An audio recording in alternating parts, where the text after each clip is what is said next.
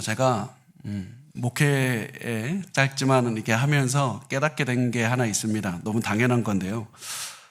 제가 깨달은 것은 때로는 하나님께서 어떤 목회자에게는 많은 사람을 주셔서 많은 사람에게 영향을 주게 하시지만 어떤 목회자에게는 적은 수의 사람만 주신다는 겁니다.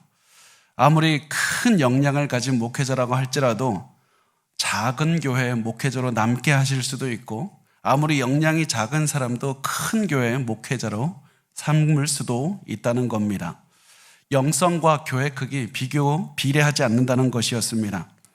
그래서 저는 이런 생각을 합니다. 우리가 천국에 가면 참 놀라는 것들이 많이 벌어질 것이다. 어떤 분은 유명해서 많은 상급을 받을 것 같은데 천국에 가보니까 아무런 상급도 받지 못하는 분이 있을 것이고, 어떤 분은 아무도 알아주지 않은 작은 교회를 해서 별로 중요하게 여기질 않았지만은 천국에 가면 가장 큰 상급을 받는 분도 있을 것이다. 하나님께서 왜 이렇게 사역하시는지 우리는 알지 못합니다. 하나님의 선택일 뿐입니다. 그래서 제가 이 사실을 다시 한번 깨달으면서 기억했던 것이 있습니다. 다짐했던 것이 있습니다. 그것은 눈에 보이는 것 때문에 흔들리지 말고 최선을 다해서 목회해야 되겠다. 내가 때로는 최선을 다해서 오히려 목회를 제대로 해서 교회가 작아질 때도 있을 것이고, 목회를 열심히 했지만 잘못된 길로 가서 커질 수도 있는 것이다. 결과는 내가 하는 것이 아니라 눈에 보이는 것에 현혹되지 말고 많은 사람들을 교회로 모으는 것에 집중하지 말고 하나님의 말씀대로 목회를 해야 되겠다. 많은 사람들을 모으는 것을 목회의 성공으로 절대로 삼으면 안 되겠다는 것이 제가 다짐했던 것이었습니다. 제가 하나님의 말씀에 비추어서 목회를 제대로 하고 있다는 판단이 든다면 아무리 성도 수가 줄어드는 한이 있다 할지라도 최선을 다해서 그 길을 가야 되겠다는 그런 다짐을 했습니다. 사실 이것은 목회자인 저에게뿐만 아니라 여러분의 삶에도 적용이 되는 겁니다. 너무나도 많은 분들이 눈에 보이는 것, 마치 교회가 커지면 성공하는 것처럼 오해하듯이 세상 사람들의 눈에 잘 나가야지 성공을 했다고 그렇게 판단을 합니다. 내가 어떤 이룬 것도 없이 세상 사람들이 보기에 성공하지 못했기 때문에 하나님께서 내 인생 성공하지 못했다라고 생각하실 것이라고 그렇게 오해하실 때가 많습니다. 많은 사람들 앞에서 위대한 인생을 살아야 성공한 건데 나는 그렇지 못했기 때문에 실패한 인생, 이렇게 생각을 합니다. 저는 절대 그렇지 않습니다. 만약에 우리가 이런 생각을 하고 있다면 세상의 기준을 교회에도 가지고 와서 판단하고 계신 겁니다. 아무리 우리가 작은 인생, 남들이 인정해 주지 않는 인생을 살고 있다 할지라도 하나님이 인정하시는 삶을 살면 그것은 우리는 성공한 인생이라는 겁니다. 그렇다면 내가 하나님이 인정하시는 인생, 성경이 원하는 삶, 하나님께서 성공했다고 인정하시는 인생을 살고 있다는 그 판단 기준이 무엇입니까? 내가 잘 살고 있다는 판단 기준, 그것은 바로 내 주변 사람들이 변하는 겁니다.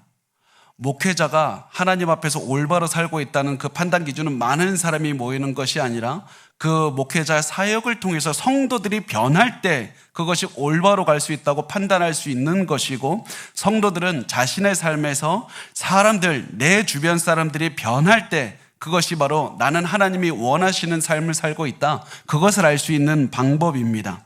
그리고 이것이 바로 세상과 복음이 전혀 다르게 작동하는 부분입니다. 세상 사람들은 뭐라고 합니까? 내가 높아져야지 성공했다고 말합니다. 내가 돈 많이 벌고, 내가 유명해지고, 내가 권력이 생기고, 내가 행복하게 되고, 내가 많은 사람들을 누리고 있으면 내 인생 성공했다고 말은 하는 겁니다. 내가 승진해서 더 좋은 대학 가고 더 좋은 차를 타는 것이 바로 하나님께 영광 돌리는 일이라고 생각을 합니다. 그러나 하나님은 우리의 연봉이나 좋은 차나 좋은 대학에 전혀 놀라지 않으십니다. 하나님은 그것이 중요한 것이 아닙니다. 하나님은 이것이 성공의 기준이 되어서는 절대 안 된다. 하나님이 바라시는 성공이 무엇이냐? 너의 인생을 통해서 다른 사람을 어떻게 변화했는가? 내가 섬기는 사람, 나에게 주신 사람이 내가 전한 복음으로 인해서 의미 있는 인생을 살게 되고, 사람들과의 관계가 나 때문에 회복이 되고, 나 때문에 주변 사람들이 즐거움 넘치는 인생, 기쁨이 있는 인생, 예수 그리스도의 이름으로 가득 찬 인생을 산다면 그것이 바로 성공한 인생을 산다는 것입니다. 나 때문에 내 가족 더 나은 삶 살아야 됩니다. 나 때문에 내 주변 성도들은 더 나은 삶을 살아야 됩니다. 나 때문에 주변에 예수를 모르는 사람들은 예수를 믿고 새로운 인생을 살 수 있어야만 됩니다. 이것이 바로 하나님이 보시기에 성공한 인생인 겁니다. 그래서 지금 여러분의 삶의 기준을 바꿔서, 성공의 기준을 바꿔서 질문하셨으면 좋겠습니다. 나는 지금까지 얼마나 많은 사람을 예수님께로 이끌었는가?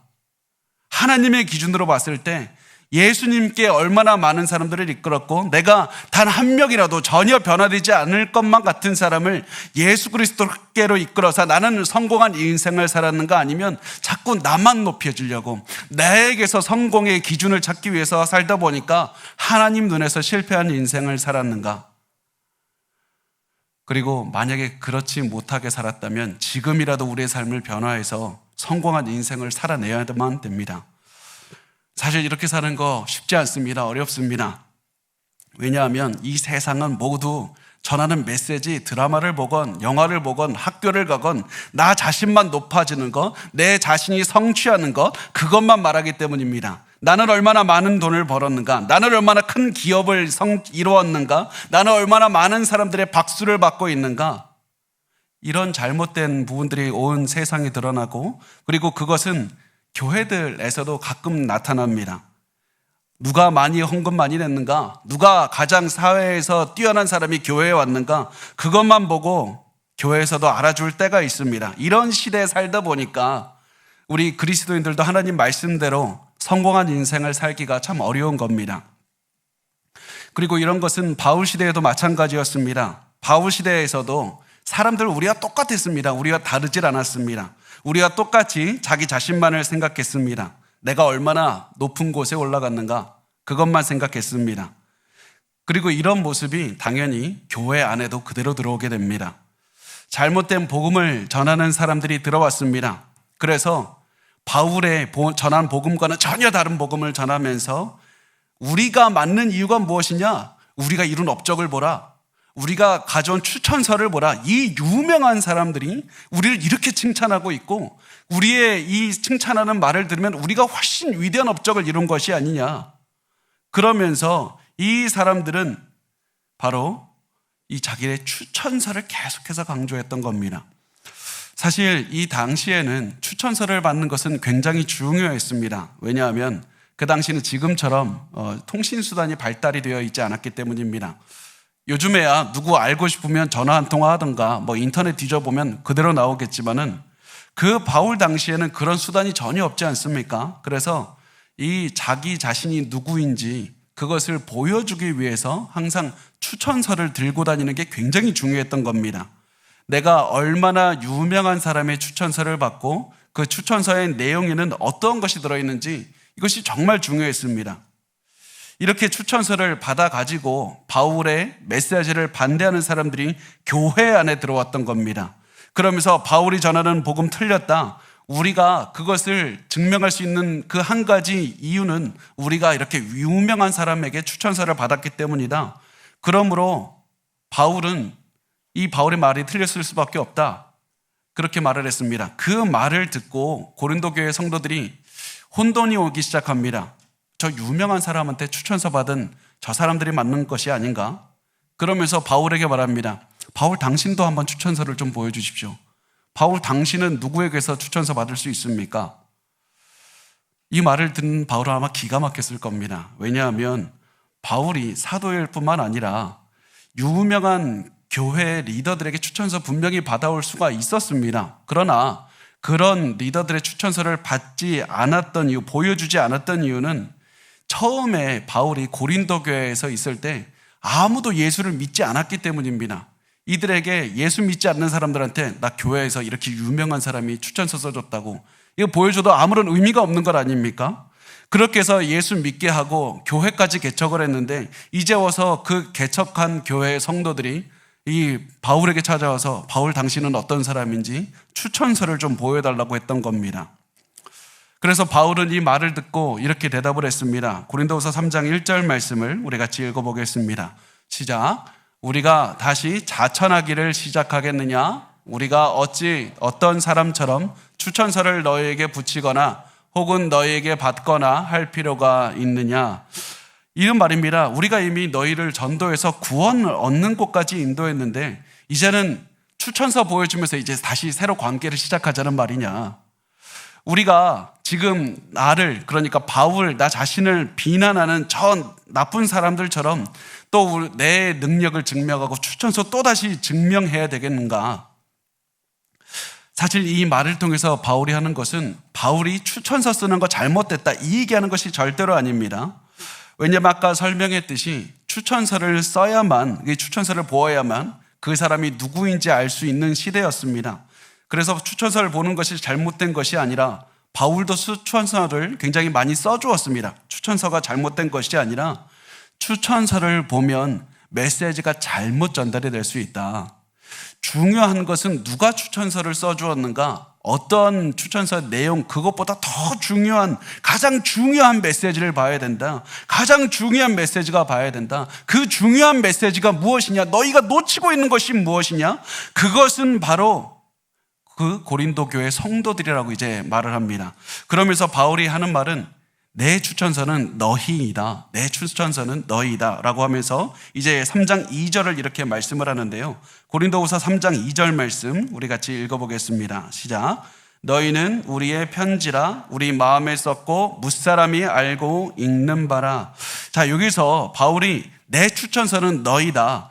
너희 고린도교의 성도들이 내 추천서이다. 무엇은 말입니까? 너희가 내가 전한 복음을 믿고 변화된 너희가 바로 내 추천서이다. 변화된 너희 모습을 보면 내가 올바른 복음을 전했는지 아닌지 알 수 있는 것이 아니냐.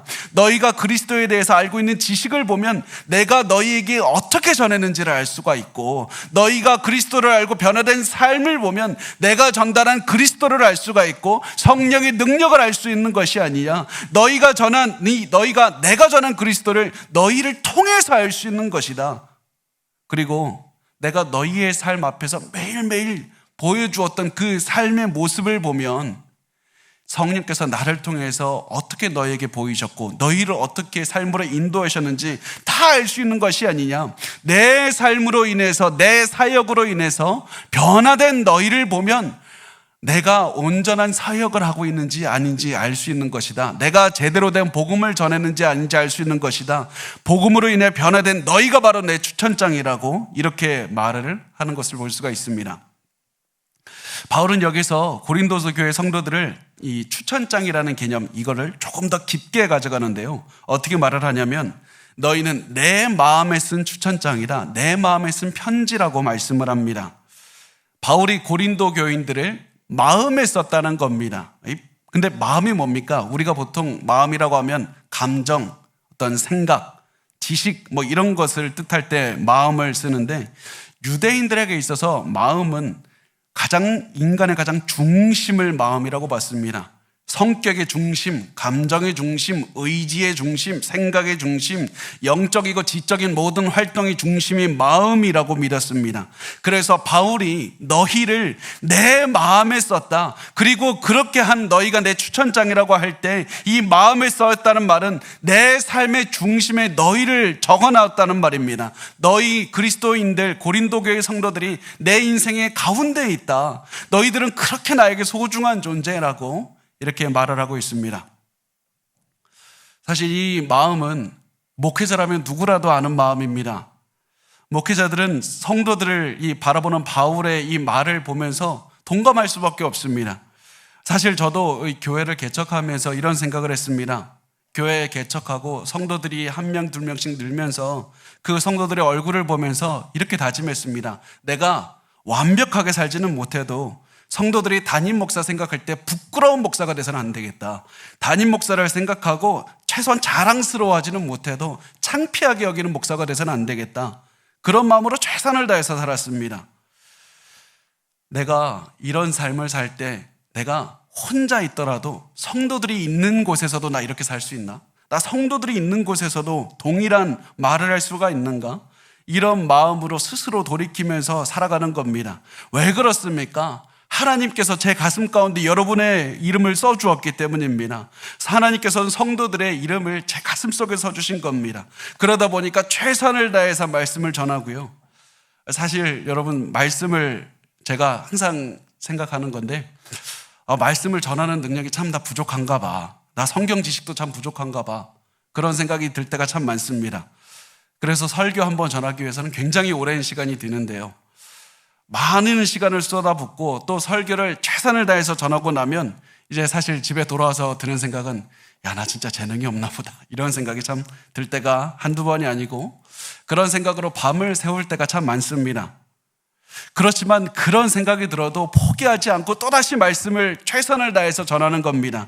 왜 그런지 아십니까? 왜 그런지 아십니까? 매일매일 피곤하고 지쳐도 또다시 힘을 내서 기도하면서 하나님 새 힘 달라고 하면서 또다시 말씀을 최선을 다해서 준비하는 이유는 하나님께서 제 마음에 여러분의 이름을 새겨주셨기 때문입니다. 제가 부족하다고 하나님께서 제게 맡겨주신 성도들을 절대로 말씀을 제대로 전달 못하는 그런 일 없도록 최선을 다해서 하나님의 뜻을 가장 잘 전달하고 싶기 때문입니다.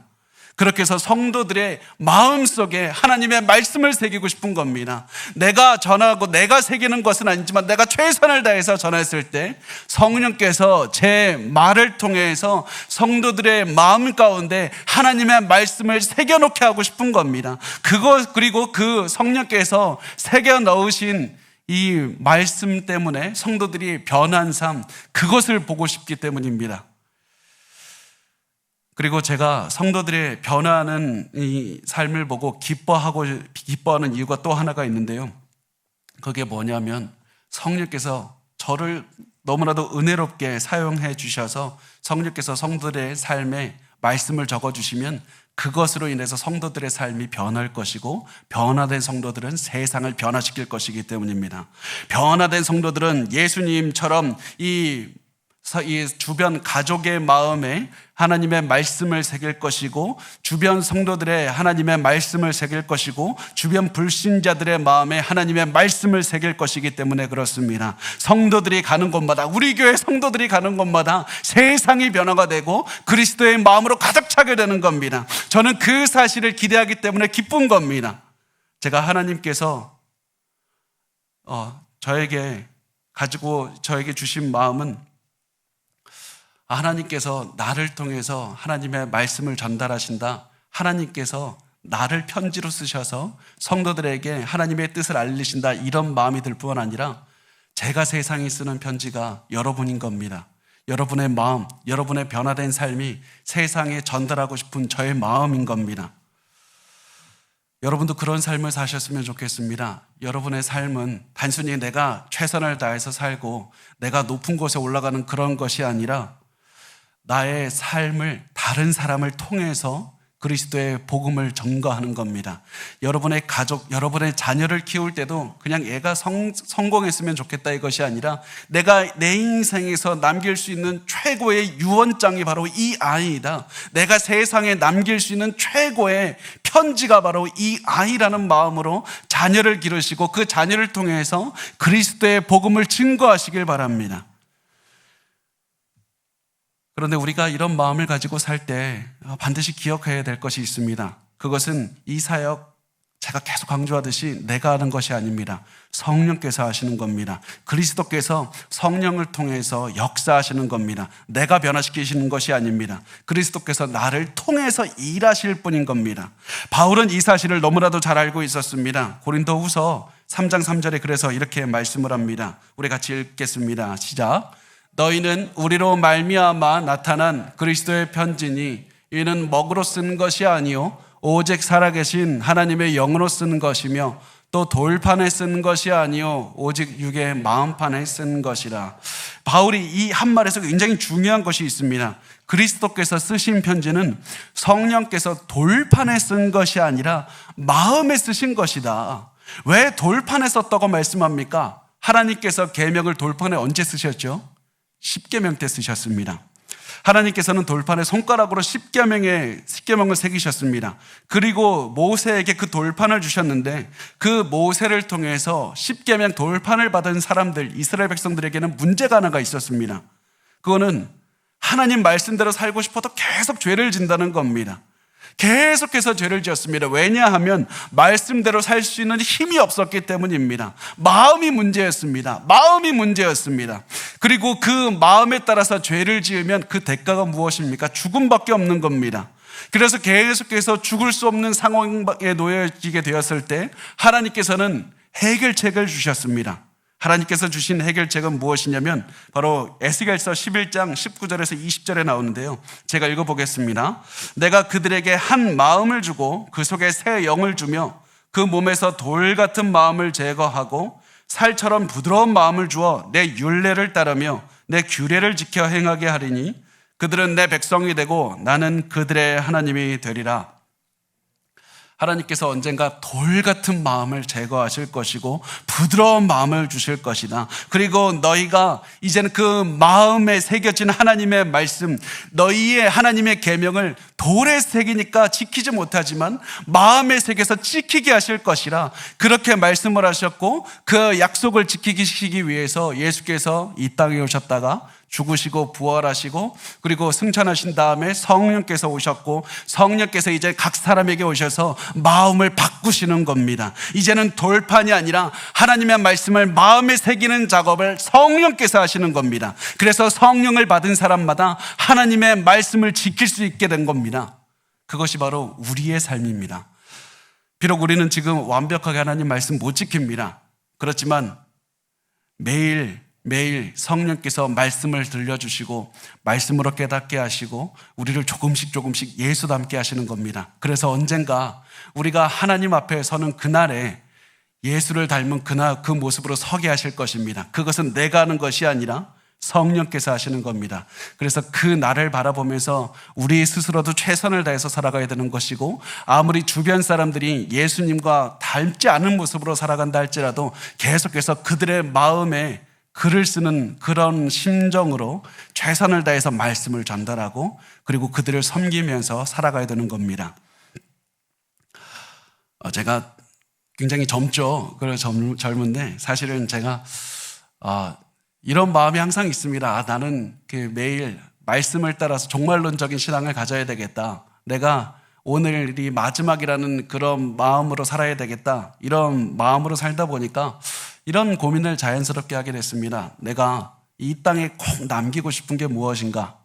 내가 이 땅에 남기고 싶은 것이 무엇인가? 그렇게 생각을 하다가 결론이 내린 게 뭐냐면 자식들에게 돈을 남기고 싶지도 않고 남길 돈도 없는데 이제는 그런 마음도 없고 제 세상에 이름 남기고 싶은 마음도 없습니다. 나는 뭘 남기고 싶을까? 내가 남기고 싶은 거는 변화된 성도들밖에 없다. 여러분 한 분 한 분이 제 사역을 통해서 변화시키고 그리고 변화해서 세상으로 보내고 싶은 그런 편지인 겁니다. 제가 지금은 계속 젊다는 사실을 강조하지만 제가 언젠가 사역하다 보면 하나님께서 부르실 날이 오지 않겠습니까? 며칠 후가 될 수도 있고 수십 년 후가 될 수도 있겠습니다. 언젠가 하나님께서 부르시는 그 날이 오면 제 이런 생각이 듭니다. 장례식이 열릴 것이고요. 그리고 어떤 목사님은 제 장례식에 설교를 하시겠죠. 그리고 나서 성도들이 모일 겁니다. 그리고서 제 삶을 돌아볼 겁니다. 제 인생을 어떻게 평가가 될 것인가? 그때 성도들이 장례식장에 모여서 이렇게 말했으면 좋겠습니다. 변화된 내가, 저 윤성민 목사가 세상에 남긴 그런 유서이다. 세상에 남긴 편지가 바로 나다. 그런 삶을 여러분이 꼭 살아주셨으면 좋겠습니다. 왜냐하면 여러분이 하나님 앞에 섰을 때 저가 어떤 사역을 했는지 말할 수 있는 추천장이고 유언장이기 때문에 그렇습니다. 저는 여러분도 그런 삶을 살았으면 좋겠습니다. 여러분의 삶도 내가 높아지는 것이 아니라 다른 사람의 삶에 열매를 맺는 그런 삶을 사셔야만 되는 겁니다. 내가 아니라 내 가족에게서 열매가 열려야 되고 내 다른 성도들에게서 열매가 열려야 되고 주변 불신자들을 통해서 열매가 열려야 되는 겁니다. 그것이 바로 여러분이 남겨야 되는 편지가 되고 여러분이 이 세상에 남길 유언장입니다. 우리 그렇게 다른 사람에게서 열매 맺는 인생을 사시기 바랍니다. 내가 아니라 다른 사람에게서 열매를 맺어야 됩니다.